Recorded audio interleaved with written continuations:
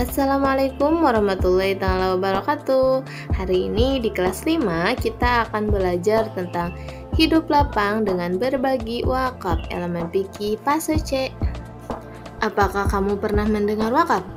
Seperti tanah yang diwakafkan untuk membuat masjid. Apakah kamu tahu apa yang dimaksud dengan wakaf? Wakaf berasal dari bahasa Arab waqafa yukifu waqfan yang berarti berhenti atau berdiri. Sedangkan wakaf menurut syara adalah menahan harta yang mungkin diambil manfaatnya tanpa menghabiskan atau merusak bendanya dan digunakan untuk kebaikan. Dasar hukum wakaf terdapat dalam Quran Surat Al-Imran ayat 92 yang berbunyi A'udzu billahi minasyaitonir rajim. Bismillahirrahmanirrahim.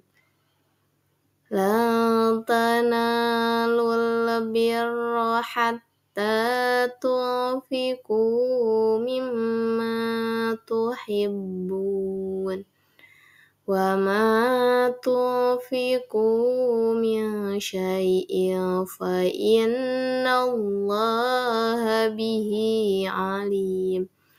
Artinya, kamu sekali-kali tidak akan memperoleh kebajikan yang sempurna sebelum kamu menginfakkan sebagian harta yang kamu cintai.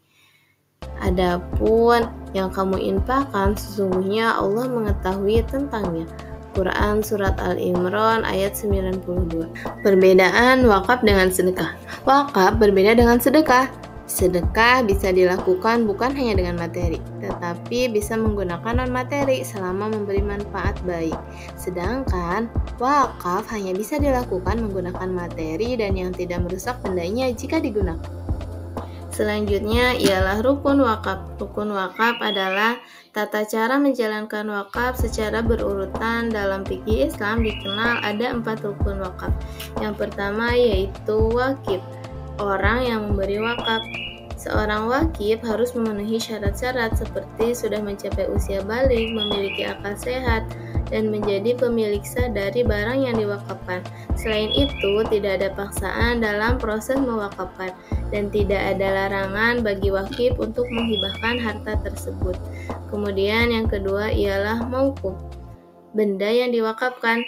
Mauquf adalah harta yang dapat diwakafkan yang kepemilikannya sah dan halal, termasuk dalam kategori barang-barang yang dapat dipindahkan seperti buku, kendaraan, dan sejenisnya, serta barang-barang yang tidak dapat dipindahkan seperti tanah atau rumah. Kemudian yang ketiga ialah mauquf alaih, orang yang menerima wakaf. Penerima wakaf harus disebutkan namanya, namun jika nama penerima tidak disebutkan, maka harta wakaf akan diberikan kepada para fakir miskin. Penerima wakaf tidak memiliki kepemilikan pribadi atas harta tersebut, melainkan hanya dapat memanfaatkannya. Kemudian yang keempat ialah sighah, pernyataan penyerahan wakaf. Pernyataan penyerahan wakaf ini merupakan kewajiban yang harus dilakukan oleh pihak yang mewakafkan. Beberapa ulama juga berpendapat bahwa sigat dapat dilakukan baik secara lisan maupun tertulis oleh pewakaf. Sebaiknya proses pengikraran wakaf disaksikan oleh minimal 2 orang saksi. Bahkan lebih baik jika ada kehadiran seorang notaris dan dokumen wakaf juga diresmikan melalui sertifikat. Syarat wakaf. Pelaksanaan wakaf dianggap sah apabila memenuhi syarat 1. Wakif harus balik, berakal, dan mampu bertindak secara hukum atau rasyid. Yang kedua, harta yang diwakafkan harus barang yang bermanfaat. Kemudian yang ketiga, harta yang diwakafkan itu harus diketahui dan ditentukan bendanya. Jadi apabila harta itu tidak diketahui jumlahnya atau mahjul, maka wakaf tidak sah. Kemudian yang keempat, harta yang diwakafkan itu pasti dimiliki oleh orang yang berwakaf atau wakif. Tidak mewakafkan harta yang sedang dijadikan jaminan atau digadaikan kepada pihak lain. Kemudian yang kelima, lafal sirr harus dinyatakan secara jelas, baik lisan maupun tulisan. Yang keenam, lafalsi tidak diikuti oleh syarat pembatalan. Pewakaf tidak dapat menarik kembali harta yang telah diwakafkan. Orang yang menerima wakaf dibagi menjadi dua, yaitu satu, penerima wakaf ditentukan oleh wakif atau muayyan, yaitu orang yang menerima wakaf telah ditentukan oleh wakif, apakah seorang, dua orang, atau satu kumpulan yang semuanya tertentu dan tidak boleh diubah.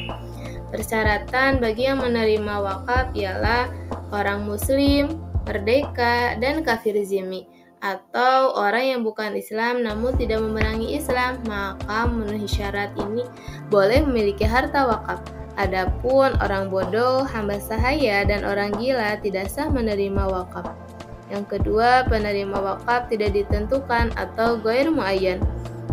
Wakif tidak menentukan penerima wakaf secara rinci, maka wakaf boleh digunakan oleh siapa saja. Misalnya, seorang berwakaf untuk kesejahteraan umat Islam, orang fakir, miskin, tempat ibadah, dan lain sebagainya. Nah, itu adalah pemaparan tentang wakaf. Semoga dapat dipahami dengan baik. Selanjutnya, jika ada yang kurang dipahami, silakan untuk bertanya kepada Bapak Ibu guru di kelas. Wassalamualaikum warahmatullahi taala wabarakatuh.